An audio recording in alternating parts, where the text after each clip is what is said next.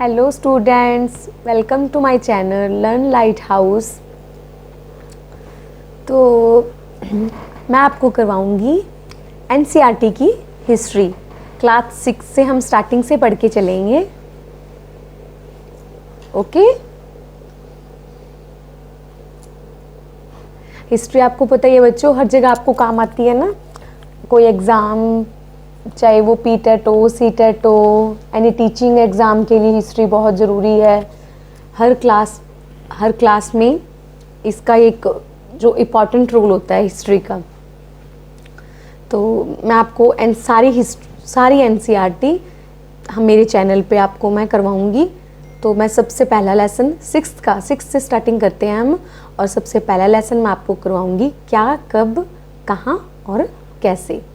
ठीक है, तो आप मेरे साथ, और जिन्होंने किया हुआ है वो मेरे साथ साथ आप रिवाइज कर लेना। ओके।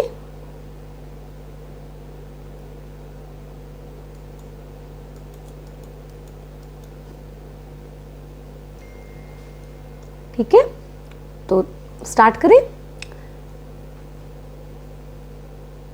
ओके।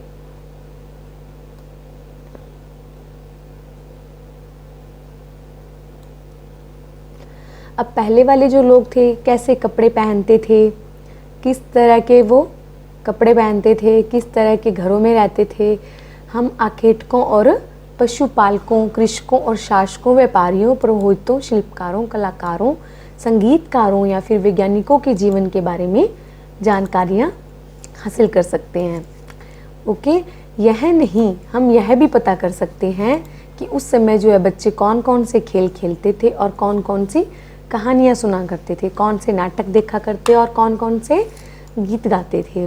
ठीक है, तो इतिहास के बारे में कि पहले किस तरह से लोग रहते थे, चाहे वो शिकारी थे, पशुपालक थे, कृषक थे, कोई भी शासक था, व्यापारियों, इनके सब के बारे में जानना, इतिहास को जानना है। लोग कहाँ रहते थे? कई लाख वर्ष पहले लोग इस नदी के तट पर रह रहे थे। यहाँ रहने वाले सबसे पहले कहाँ थे? सुलेमान और किर्थर की जो पहाड़ियाँ थी ना, जो आगे जो मैप आएगा तब मैं आपको बताऊंगी। सबसे पहले जो लोग थे सुलेमान और किर्थर की पहाड़ियों के पास। हमेशा लोग नदी के तट के पास ही रहते थे। क्यों रहते थे नदी के तट के पास?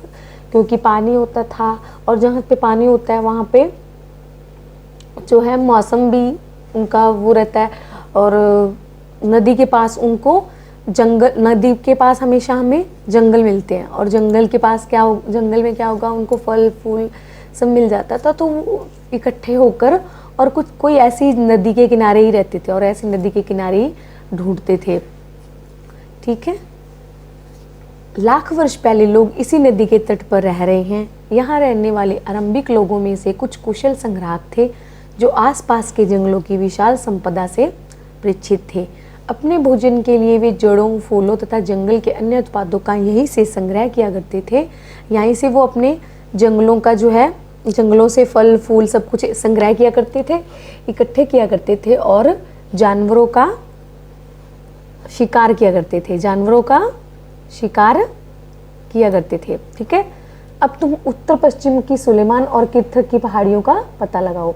मैंने आपको क्या बताया अभी कि सबसे पहले जो मनुष्य था वो कहाँ रहता था? कहाँ से पता चला है कि कहाँ पे रहता था मनुष्य? कहाँ रहता था? सुलेमान और किर्थर की पहाड़ियों में। ठीक है, लगभग 8000 वर्ष पूर्व स्त्री पुरुषों ने सबसे पहले गेहूं और जौ जैसी फसलों को उपजाना शुरू किया। सबसे पहले जो हमें इतिहास में कोई अगर फसल मिली है तो गेहूं और जौ मिली है। ठीक है, और वो क्या करते थे? पशुओं में कौन कौन से पशु पालते थे? भेड़, बकरी, गाय, बैल जैसे पशुओं को पालतू बनाना शुरू किया। ये लोग गाँव में रहते थे। कहाँ रहते थे? गाँव में रहते थे। उत्तर पूर्व में गारो और मध्य भारत की विंध्य पहाड़ियों का पता लगाओ। ठीक है, वो हम आगे मैप में करेंगे। ठीक है, नेक्स्ट पेज। कुछ अन्य ऐसे क्षेत्र थे जहाँ कृषि का विकास हुआ, जहाँ सबसे पहले चावल उपजाया गया। कुछ ऐसे क्षेत्र भी मिले हैं हमें इतिहास में जहाँ सबसे पहले चावल उपजाया गया। ठीक है, वे स्थान कहाँ थे? विंध्य के उत्तर। विंध्य के उत्तर। अब देखो सुलेमान की पहाड़ियाँ कहाँ हैं?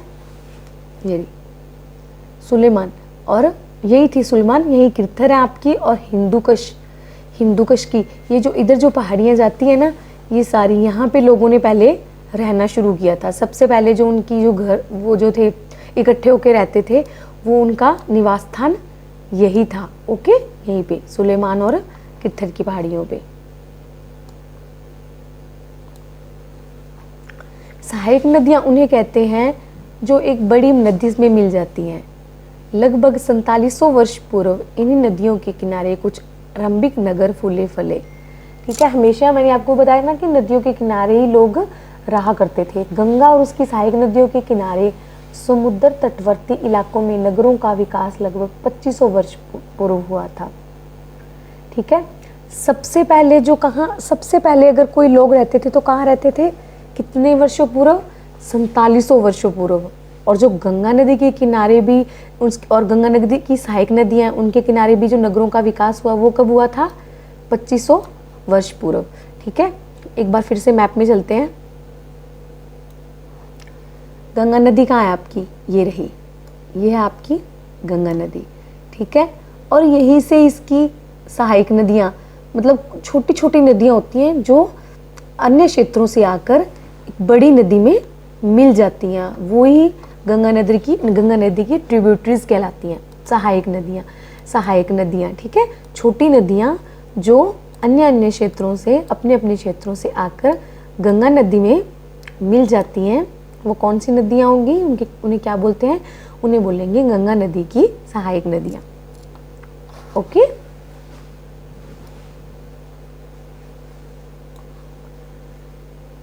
एशिया, आधुनिक भारत, पाकिस्तान, बांग्लादेश, नेपाल, भूटान और श्रीलंका, और अफगानिस्तान, ईरान और चीन तथा म्यांमार आदि पड़ोसी देशों को दर्शाता है।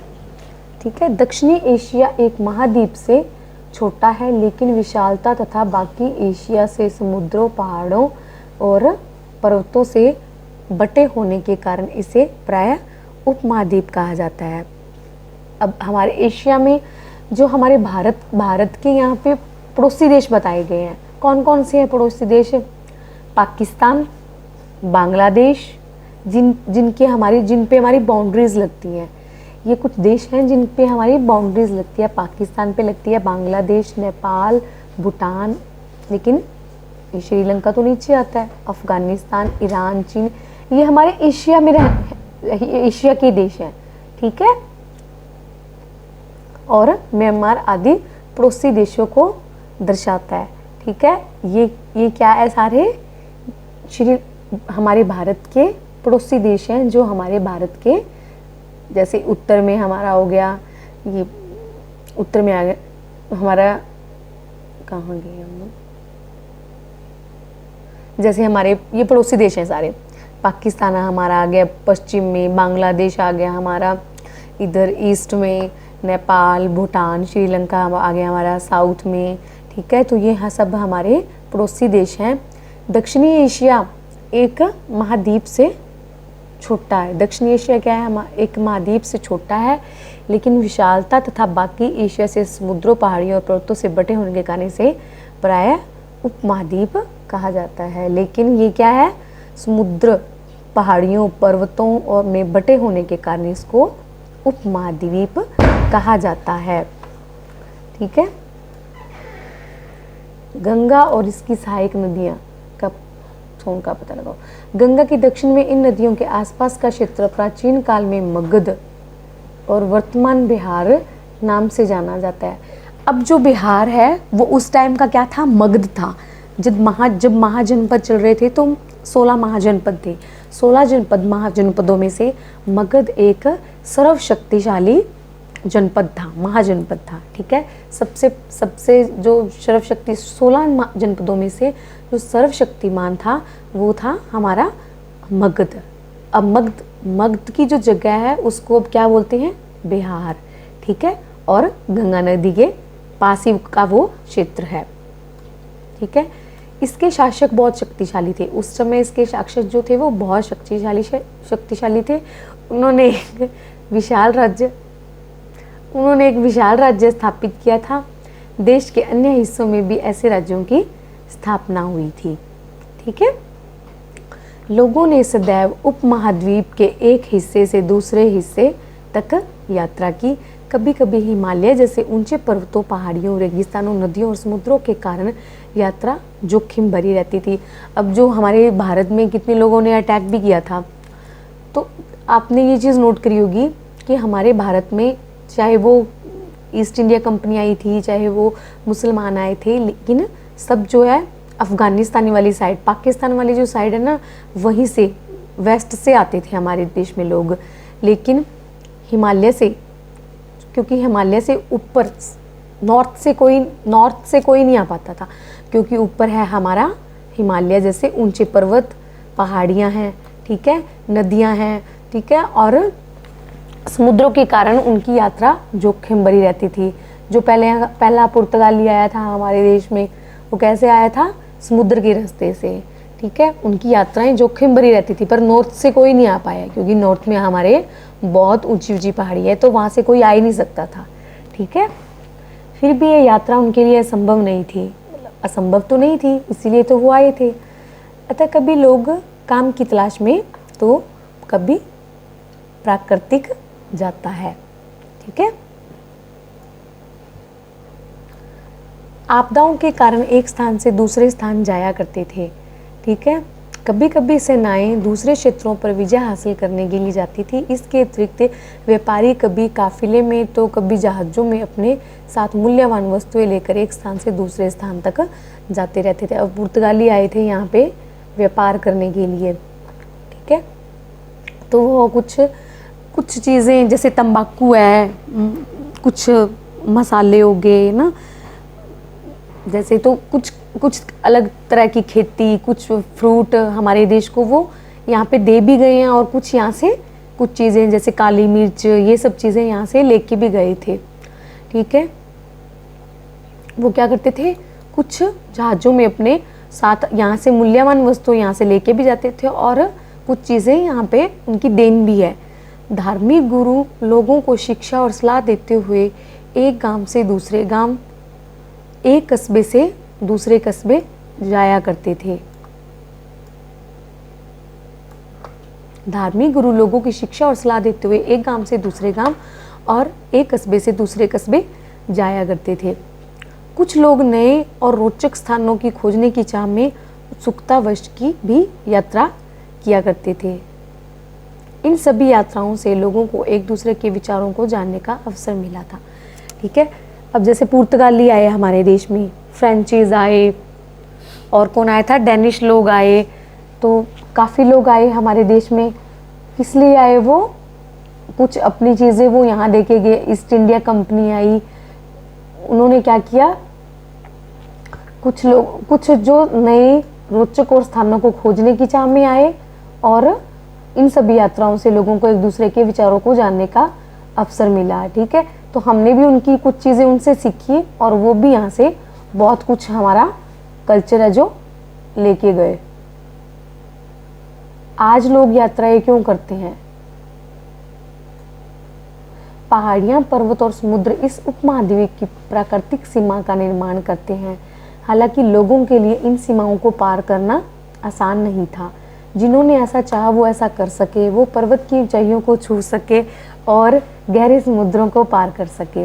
उपमहाद्वीप, अब जैसे पुर्तगाली आया था, ठीक है, वास्को डी गामा, तो वो उसने भारत की खोज कर ही ली थी, और कितने बड़ा विशाल समुद्र वो पार करके आया था। उपमहाद्वीप के बाहर से भी कुछ लोग यहाँ आए और यहीं बस गए। लोगों से, अब पुर्तगाली भी यहाँ बस गए थे ना, पुर्तगाली तो बल्कि हमारे सबसे पहले आए थे, ईस्ट इंडिया कंपनी से भी पहले आए थे, और सबसे लास्ट में गए हैं। हमारा देश आज़ाद होने के बाद 1961 में पुर्तगाली यहाँ से गए थे।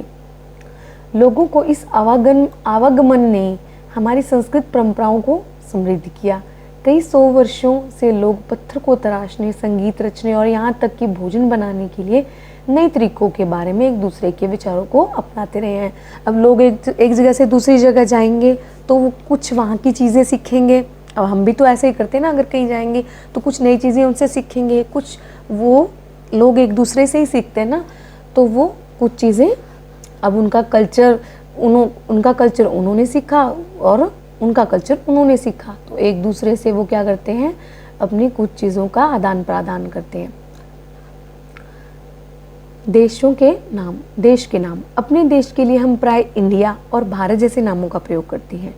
इंडिया शब्द इंडस से निकला है, जिसे संस्कृत में सिंधु कहा जाता है। ठीक है, इंडिया शब्द कहाँ से निकला, इंडस से। संस्कृत में इसे क्या कहा जाता है, संस्कृत में सिंधु कहा जाता है। अपने एटलस में ईरान और यूनान का पता लगाओ। लगभग 2500 वर्ष पूर्व उत्तर पश्चिम की ओर से आने वाले ईरानियों और यूनानियों ने सिंधु को हिंदोस कहा। अब जो उत्तर पश्चिम से लोग अटैक करते रहे थे ना, मोहम्मद बिन कासिम आया था हमारे देश में, ठीक है, तो ईरानी और यूनानी लगभग यहीं से हमारे देश में अटैक करते रहे थे। तो उन ईरानियों ने हमारे भारत को यानी सिंधु को क्या कहा था, हिंदोस कहा, और हिंदोस और अथवा इंदोस, ठीक है, इंडस इंग्लिश में इंडस हो गया और हिंदी में इन्होंने लिखा हिंदोस, ये सेम वर्ड है ना, तो आप याद कर सकते हो। इस नदी के पूर्व में स्थित भूमि प्रदेशों को इंडिया कहा। ठीक है, सिंधु नदी है ना, सिंधु की नदी के नाम से ही हमारे देश को कहा करते हैं कि सिंधु नदी के नाम से भी हमारा देश का नाम जो है इंडिया पड़ा है, क्योंकि सिंधु को हिंदोस और इंदोस कहा जाता था। यूनानियों ने ये एक नाम दिया था सिंधु नदी को, हिंदोस और इंदोस। और जो इसके पूर्व में स्थित हमारे जो भूमि प्रदेश था उसको उन्होंने नाम दिया इंडिया का। भरत नाम का प्रयोग उत्तर पश्चिम में रहने वाले लोगों के एक समूह के लिए किया गया था। इस समूह का उल्लेख संस्कृत की आरंभिक लगभग 3500 वर्ष पुरानी कृति ऋग्वेद में भी मिलता है। ठीक है, भरत नाम का प्रयोग, ठीक है, अंडरलाइन कर देती हूँ मैं, भरत नाम का प्रयोग उत्तर पश्चिम में रहने वाले लोगों के एक समूह के लिए किया जाता है। भरत नाम का प्रयोग उत्तर पश्चिम में रहने वाले लोगों के एक समूह के लिए किया जाता है। इस समूह का उल्लेख संस्कृत की सबसे पहला हमारा जो कुछ अगर कोई ग्रंथ था तो वो क्या था, ऋग्वेद।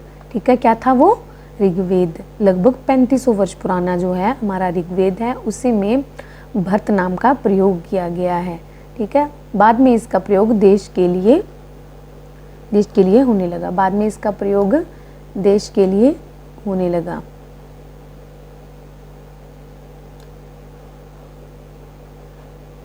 अतीत में लिखी गई पुस्तकों को ढूंढना और पढ़ना है। ये पुस्तकें हाथ से लिखी होने के कारण पांडुलिपि कही जाती थी।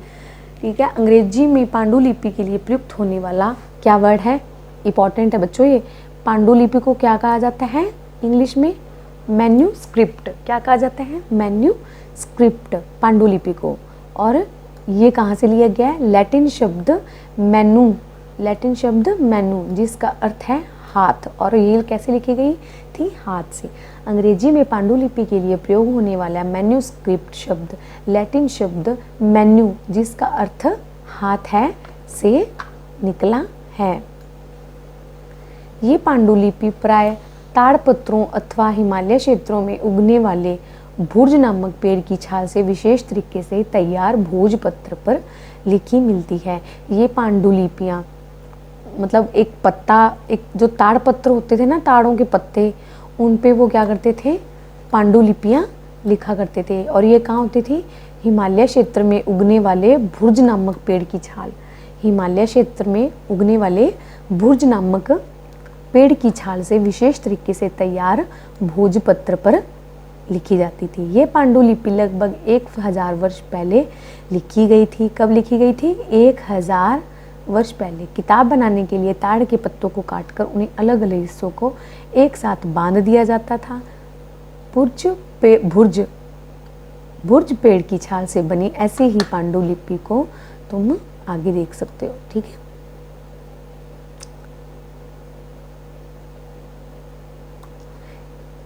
इतने वर्षों में इनमें से कई पांडुलिपियों को कीड़े ने खा लिया। कुछ जो पांडुलिपि अब वो पत्तों की तो बनी हुई थी ना, तो उनको क्या किया, अब इतनी पुरानी हो चुकी थी, सूख भी जाते हैं, तो उनको क्या किया था, कीड़ों ने खा लिया था और कुछ नष्ट कर दी गई थी। फिर भी ऐसी कई पांडुलिपियाँ आज भी उपलब्ध है। ये बच्चों पांडुलिपि नहीं है, ओके। फिर भी ऐसी कई पांडुलिपियाँ आज भी उपलब्ध है। प्राय ये पांडुलिपियां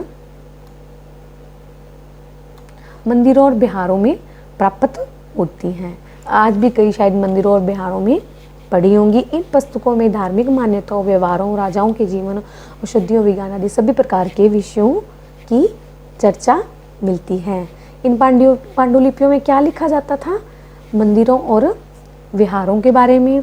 इन पुस्तकों में धार्मिक मान्यताओं के बारे में, व्यवहारों के बारे में और राजाओं के जीवन के बारे में, कुछ औषधियों के बारे में, विज्ञान की आदि सब प्रकार के विषयों की चर्चा मिलती है। इनके अतिरिक्त हमारे यहाँ महाकाव्य और कविताएं और नाटक भी हैं। इनके अतिरिक्त हमारे यहाँ क्या है? महाकाव्य हैं।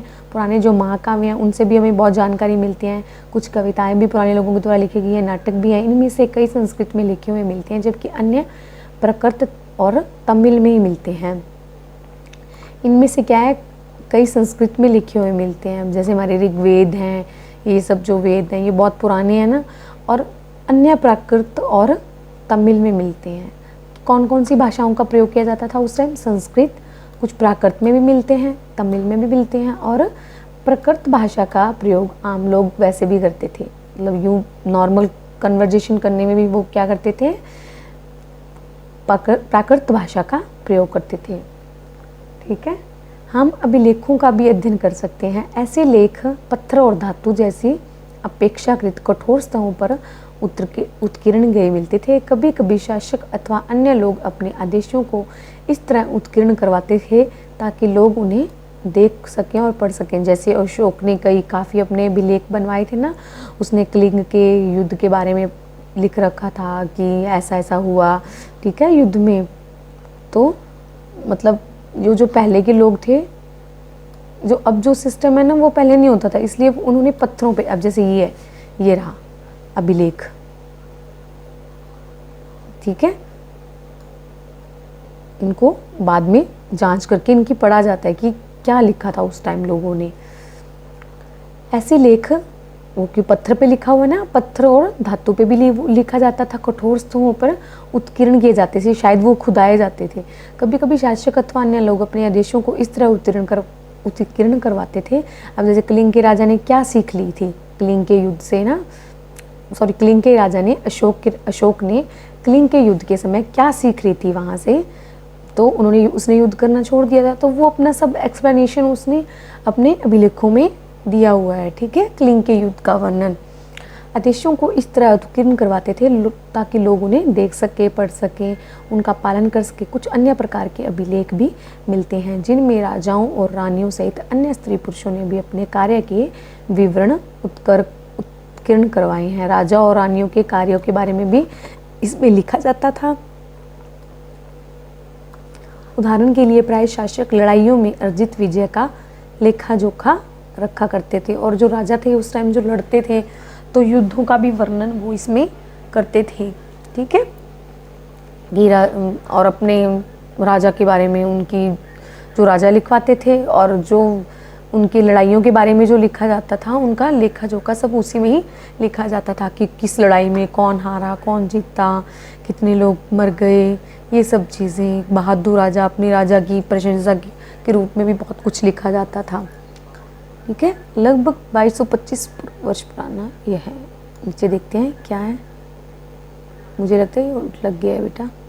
चलो, ये जो है ना ये अभिलेख है। ठीक है, और किस पे है ये अभिलेख? एक पत्थर पे लिखा गया अभिलेख है। ठीक है, अभिलेख वर्तमान अफगानिस्तान के कंधार से प्राप्त हुआ है। ये जो मैंने आपको अभी अभिलेख दिखाया है ना, ये कहाँ से प्राप्त हुआ है हमें? वर्तमान, अब जो अफगानिस्तान है ना, जो कि भारत में नहीं आता, पहले अफगानिस्तान जो जगह थी वो सारी भारत में आती थी। अब जहाँ अफगानिस्तान है वो भारत का ही हिस्सा था, क्योंकि पहले देश आज़ाद होने से पहले पाकिस्तान और अफगानिस्तान ये भी इधर से भारत का ही हिस्सा थे ना, लेकिन ये बाद में अलग हो गए थे। ठीक है, तो ये अभिलेख वर्तमान अफगानिस्तान के कंधार से प्राप्त हुआ है। यह अभिलेख अशोक नामक शासक के आदेश पर उत्कीर्ण करवाया गया था। अच्छा, ये अशोक के कहने पे ये उत्कीर्ण करवाया गया था। इस ताश्य के विषय में तुम अध्याय 8 में पढ़ोगे। आगे जब हम लेसन पढ़ेंगे ना, उसमें मैं आपको अशोक के बारे में पढ़ाऊंगी। जब हम कुछ लिखते हैं तो हम किसी लिपि का प्रयोग करते हैं। अब कुछ लिखते हैं, जैसे लिपि क्या होते हैं, लिपि होता है किसी लैंग्वेज को लिखने के सिम्बल्स, ठीक है। तो उस समय वो कैसी लैंग्वेज यूज़ करते थे और उनके लिए कौन से साइंस, सिम्बल्स, कौन से चिन्ह, हिंदी में बोलते हैं उन्हें चिन्ह, कौन से वो यूज़ करते थे। अभी हिंदी की लिपि क्या है, देवनागरी, ठीक है। इंग्लिश की रोमन, पंजाबी की गुरमुखी। तो ऐसे ऐसे कुछ सिंबल्स होते हैं जो हमें किसी लैंग्वेज को लिखने के लिए हम यूज़ करते हैं, ठीक है। तो उस समय भी कुछ, अगर वो उनकी कोई लैंग्वेज होती थी तो वो किसी लिपि का तो यूज़ करते थे। लिपियाँ अक्षरों और संकेतों से बनी होती है। किससे बनी होती है, ये मैंने आपको बता दिया कि अक्षरों और संकेतों, सिंबल्स से बनी होती है। जब हम कुछ बोलते और पढ़ते हैं तब हम एक भाषा का प्रयोग करते हैं और यह अभिलेख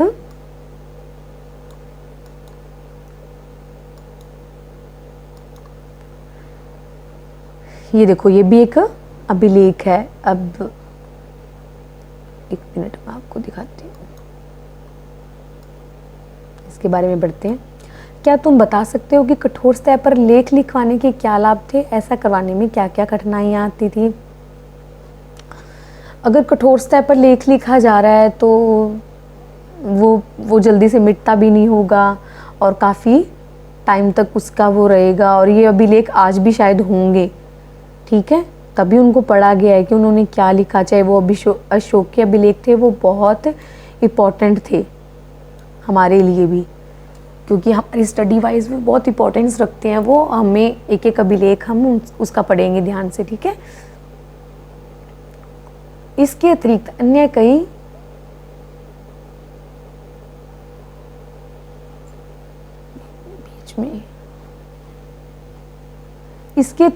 कई वस्तुएं अतीत में बनी और प्रयोग में लाई जाती हैं। ऐसी वस्तुओं का अध्ययन करने वाला व्यक्ति पुरातत्ववाद कहलाता है। ये क्या है, यूनानी आना था यहाँ पे, यूनानी और अरामेडक नामक दो भिन्न लिपियों और भाषाओं में है, ठीक है। ये बीच में एक मिनट,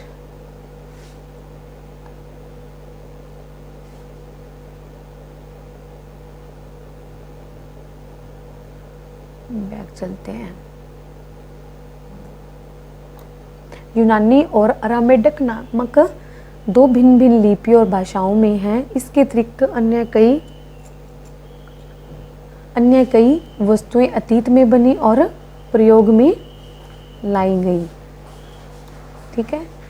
ऐसी वस्तु का अध्ययन करने वाला व्यक्ति, जो पुरानी जो वस्तुएं हैं, अभिलेख हैं हमारे, उनका जो व्यक्ति अध्ययन करता है तो उसको क्या बोलते हैं, पुरातत्वविद कहलाता है। पुरातत्वविद पत्थरों और ईंट से बनी इमारतों के अवशेष, चित्रों और मूर्तियों का अध्ययन करते हैं। पुरातत्वविद यानी कि जो उन लोगों को कहा जाता है, उस इंसान को कहा जाएगा जो पुरानी चीज़ों पे अध्ययन कर रहा है। पुरातत्वविद पत्थर और ईंट से बनी इमारतों के, अब जो अभिलेख है ये पत्थर पे ही तो बने हैं ना, कठोर सतह पे, और इमारतों के अवशेषों और चित्रों और मूर्तियों के अध्ययन करते हैं। वे औजारों और हथियारों, बर्तन, आभूषणों, ठीक है, वे औजारों, हथियारों, बर्तन, आभूषणों, ठीक है। अब नीचे शायद एक पिक्चर होगी। एक प्राचीन नगर से प्राप्त एक पात्र, इस तरह के पात्रों का प्रयोग 4700 वर्ष पूर्व होता था। एक पुराना चांदी का सिक्का, इस तरह के सिक्कों का प्रयोग 2500 वर्ष पूर्व होता था। ये रहा पात्र, ठीक है।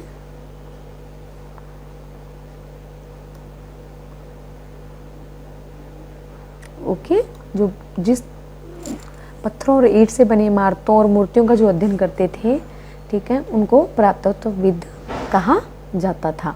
ओके, इसके बाद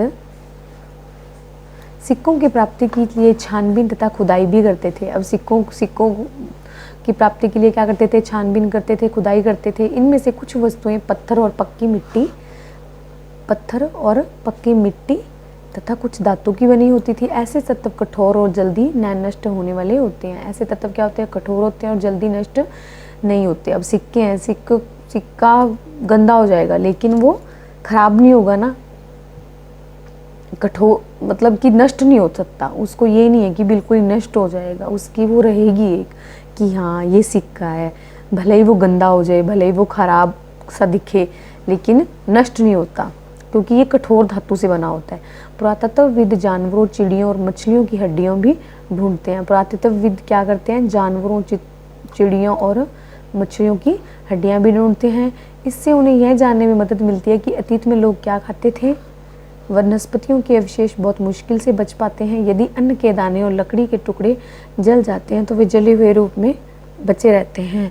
अब क्या है, अन्न के दाने या लकड़ी के टुकड़े ये तो वैसे भी बहुत गलने लग जाते हैं ना जल्दी से, ठीक है, और जलाएंगे तो जल भी जाएंगे सूख के, लेकिन उनके क्या है, जले हुए रूप में तो वो बचते हैं। और पुरातत्वविद क्या करते हैं, उनकी भी वो जांच करके कुछ जानकारियाँ प्राप्त करते हैं। पांडुलिपियों, अभिलेखों और पुरातत्व से ज्ञात जानकारियों के लिए इतिहासकार प्राय स्रोत शब्द का प्रयोग करते हैं। किस शब्द का प्रयोग करते हैं, स्रोत, सोर्स।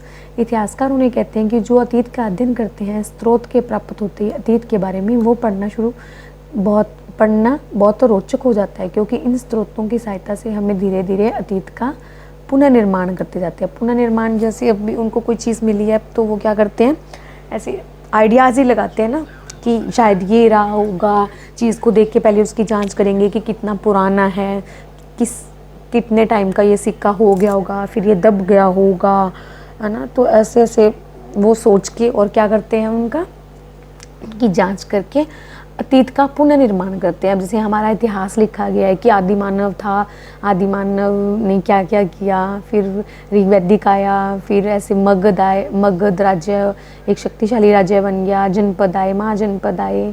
तो ये सब जो चीज़ें हैं ना, वो कैसे पता चली, एक सीक्वेंस बनाया।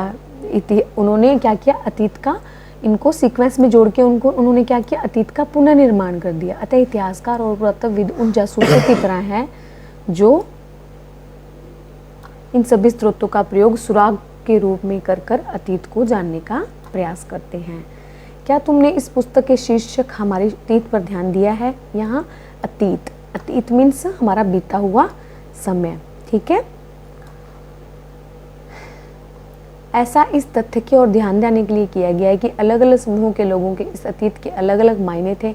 उदाहरण के लिए पशुपालकों और कृषकों का जीवन राजाओं और रानियों के जीवन से, व्यापारियों का जीवन शिल्पकारों के जीवन से बहुत भिन्न था। ये तो सबको पता है कि पशुपालक होंगे, जो कृषि करते होंगे, जो रानियाँ होंगी, राजा होंगे, व्यापारी होंगे, उनका सबका जीवन क्या है, अलग अलग ही होगा ना, भिन्न भिन्न ही होगा ना सबका, उनके काम के हिसाब से।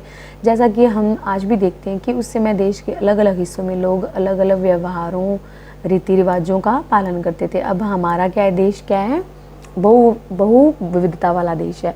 इसमें अलग अलग तरह के कल्चर के, हर जगह अलग कल्चर है। साउथ में अलग कल्चर है, नॉर्थ में अलग कल्चर है, वेस्ट में अलग, ईस्ट में अलग, हर जगह अलग खाना पाना, ठीक है, हर जगह अलग उनका रहन सहन है, अलग कुछ लोग कैसे रहते हैं, कुछ आदिवासी भी हैं, कुछ मतलब कि सबका सेम कल्चर नहीं है, सब अलग अलग जगह रहते हैं, तो वहीं का कल्चर अडॉप्ट करते हैं। उदाहरण के लिए आज अंडमान द्वीप के अधिकांश लोग अपना भोजन, अंडमान द्वीप की बात करें, यहाँ पे अंडमान द्वीप के अधिकांश लोग अपना भोजन क्या करते हैं, मछलियाँ पकड़कर करते हैं, शिकार करके और फल फूल के संग्रह द्वारा प्राप्त करते हैं। इसके विपरीत शहरों में रहने वाले लोग खाद्य आपूर्ति के लिए अन्य व्यक्तियों पर निर्भर करते हैं। इसके विपरीत क्या है, शहरों में जो रहने वाले लोग हैं वो खाद्य आपूर्ति के लिए अन्य व्यक्तियों पर निर्भर करते हैं, ठीक है। इस तरह के भेद अतीत में भी विद्यमान थे। अब इस तरह के हमें साक्ष्य जो हैं अतीत में भी मिलते हैं। इसके अतिरिक्त एक अन्य तरह का भेद है, उस समय शासक अपनी विजयों का लेखा जोखा रखते थे। ये तो हमने पहले भी बात की कि अशोक की विजयों का लेखा जोखा है, लगभग राजाओं के विजयों का लेखा जोखा है। जिन्होंने अभिलेखों में नहीं लिखा, उनके क्या है, दरबारी जो होते थे, जो राजदूत भी आते थे चीन से, कहीं से भी बाहर से यहाँ पे, वो भी क्या है, राजाओं पर अपनी एक पुस्तक लिखा करते थे कि ये वाला राजा ऐसा था, ये वाला राजा ऐसा था। तो उन्होंने उनकी विजयों का, उनकी हार का, सबका वर्णन किया होता था, ठीक है। यही कारण है कि हम उन शासकों और उनके द्वारा लड़ी जाने वाली लड़ाइयों के बारे में काफ़ी कुछ जानते हैं। तभी तो हम राजाओं को, बाबर को, अकबर को, सभी को पढ़ते आ रहे हैं, क्योंकि किसी न किसी ने उनके बारे में लिखा है। जबकि शिकारी, मछुआरे, संग्राहक, कृषक और पशुपालक जैसे आम आदमी प्राय अपने कार्यों का लेखा जोखा नहीं रखते हैं। ठीक है। ये तो बहुत नॉर्मल सी कॉमन सी बात है कि जो है नॉर्मल जो है, अब जो एक शिकारी है मछुआरा, अब जो एक कृषक है वो अपनी कृषि के बारे में, ठीक है, अपना लेखा जोखा, हर चीज़ के बारे में अपना लेखा जोखा नहीं रखता है। कोई अब पशुपालक है जैसे, वो ऐसे थोड़ी लेखा जोखा रखेगा कि मैंने आज इतने पशु लाए, इतने बेच दिए, आज उसने दूध नहीं दिया, ये वो ऐसी चीज़ें तो कोई नहीं लिखता है ना। तो राजाओं के बारे में उन्होंने अपने युद्धों, ये सब चीज़ों के बारे में उन्होंने लिखा हुआ है, तब भी तो हमारा जो इतिहासकार है उनके बारे में आज हम पढ़ रहे हैं कि कौन कौन से राजा, किसके बाद कौन सा राजा हुआ, क्या किया, कौन से कितनी लड़ाइयाँ हुई, ठीक है। पुरातत्व की सहायता से हमें उनके जीवन को जानने में मदद मिली है, हालांकि अभी भी इनके बारे में कुछ जानना शेष है। ओके, अगर कोई तुमसे तिथि के विषय में पूछे तो तुम शायद उस दिन की तारीख, माह, वर्ष, जैसे कि 2000 या इसी तरह का कोई और वर्ष बताओगी। वर्ष की यह गणना ईसाई धर्म प्रवर्तक ईसा मसीह के जन्म की तिथि से ही की जाती है, अतः 2000 वर्ष कहने का तात्पर्य ईसा मसीह के जन्म के 2000 वर्ष के बाद से है, ठीक है। जो हमारी जो डेट जो फाइनल हुई है ना, जो हम जो डेट देखते हैं कि आज इतने साल हो गया, 2024 चल रहा है, वो कहाँ से शुरुआत की जाती है? ईसा मसीह के जन्म से स्टार्ट की जाती है। और ईसा मसीह के जन्म, अगर हम कहते हैं कि 2000 वर्ष चल रहा था, ठीक है, आज क्या चल रहा है 2024, जब 2000 चल रहा था ना, तो वो किस चीज़ से, कहाँ से स्टार्ट करते हैं? ये ईसा मसीह का जन्म है और उसको लेके आगे से लेके यहाँ क्या आएगा 2000, ठीक है, वर्ष के बाद से। ईसा मसीह के जन्म के पूर्व की सभी तिथियाँ ईसा पूर्व कहलाती हैं, और इस पुस्तक में हमें 2000 को अपना आरंभिक बिंदु मानते हुए वर्तमान से पूर्व तिथियों का उल्लेख करेंगे, ठीक है। अंग्रेजी में BC, हिंदी में ईसा पूर्व। अंग्रेजी में जो हिंदी में ईसा पूर्व लिखते हैं उसको क्या बोलते हैं? अंग्रेजी में BC, और इसकी जो फुल फॉर्म है वो क्या है? Before Christ. क्या है? Before Christ. कभी कभी तुम तिथियों से पहले AD, ये पहले कुछ चीज़ें ईसा पूर्व चली थी, फिर आई थी AD क्या होता है? एनो डोमिनी। क्या होता है? एनो डोमिनी, जो कि मतलब जो कि हमारा उसके बाद में जो टाइम चलने लगा था ना, उसको बोलने लगा था, फिर उसको एनो डोमिनी नाम दे दिया था AD, जहाँ से AD से स्टार्ट हुआ। पहले चलता था ईसा पूर्व, ठीक है, जो ईसा पूर्व को एक कॉमन रख के बिंदु कि ये ईसा पूर्व के, ईसा के जन्म का टाइम है, और जो इसके पीछे का टाइम था उसको बोलते थे ईसा पूर्व, और जो इसके आगे का टाइम लिया जाने लगा उसको बोलने लगे एनो डोमिनी। वहाँ पे लिखने लगे AD और इधर BC, ठीक है, ईसा पूर्व, ठीक है। एनो डोमिनी जो है 2 लैटिन शब्दों से बना है। एनो डोमिनी 2 लैटिन शब्दों से बना है। इसका तात्पर्य है ईसा मसीह के जन्म के वर्ष से है, ठीक है। कभी कभी AD की जगह CE लिखा जाता है। CE क्या होता है? Common era. CE क्या होता है? Common era. और BC की जगह BCE का प्रयोग होता है। CE अक्षरों का प्रयोग कॉमन एरा और BCE बिफोर कॉमन एरा के लिए होता है। हम इन शब्दों का प्रयोग इसलिए करते हैं क्योंकि विश्व के अधिकांश देशों में अब इस कैलेंडर का प्रयोग सामान्य हो गया, क्योंकि हम भी इसी के अकॉर्डिंग ही अपना जो है ईयर्स देखते हैं। भारत में तिथियों को इस रूप का प्रयोग लगभग 200 वर्ष पूर्व आरंभ हुआ था। 200 साल पहले इसका आरंभ हुआ था। कभी कभी अंग्रेजी के BP अक्षरों का प्रयोग होता है, जिसका तात्पर्य होता है विक फॉर प्रेजेंट, यानी कि वर्तमान से पहले, विक फॉर प्रेजेंट, ठीक है।